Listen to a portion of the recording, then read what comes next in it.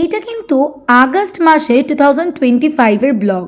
হ্যাঁ, তোমরা ঠিকই শুনছো, এতগুলো দিন পর পোস্ট করছি। তো যাই হোক, বিয়েবাড়ির ব্লগ দেখতে তো সবারই ভালো লাগে। তো দেখো, চলেই গিয়েছিলাম হচ্ছে বিয়ে বাড়িতে। যেদিন বিয়েবাড়ি গিয়েছিলাম তার পরের দিনই ছিল হচ্ছে আমার সেমিস্টার 2 এর এক্সাম। সো বুঝতেই পারছো কতটা রিস্ক নিয়ে গিয়েছিলাম। আর এই যে এটা কিন্তু ছিল হচ্ছে আমার বাবার অফিসের একজন কলিগের মেয়ের বিয়ে। সো অবভিয়াসলি বিয়ে বাড়িতে কিন্তু বাবার বন্ধু বান্ধব কলিগ সব জায়গায় ছিল। সো আমার কাজ কিন্তু ছিল হচ্ছে স্টার্টার খাওয়া, আর বেশি কিছু খাইনি। দেখো কি ছিল, কেমন টেস্ট ছিল ভুলেই গিয়েছি, যেহেতু 5 মাস আগের। তো বুঝতেই পারছো চিকেনের কিছু একটা কাবাব খাচ্ছিলাম। জানো তো, একটা কথাই বুঝি না যে আমার বিয়েবাড়িগুলো পরীক্ষার একদিন দুদিন আগেই কেন পড়ে।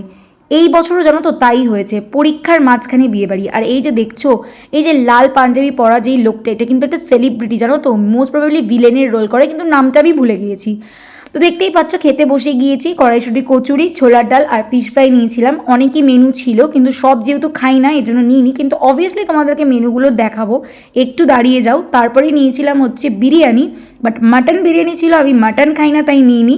আর চিকেন কষা নিয়ে নিয়েছিলাম। সো এই যে হচ্ছে মেনু, কড়াইশুঁটি কচুরি, ছোলার ডাল, ফিশ ফ্রাই, বাসন্তী পোলাও, তারপরে চিংড়ি মাছের মালাইকারিও ছিল, ফিশ কালিয়া ছিল, যেগুলো কিনা আমি নিইনি। এই যে মাটন বিরিয়ানি, মাটনও নিইনি।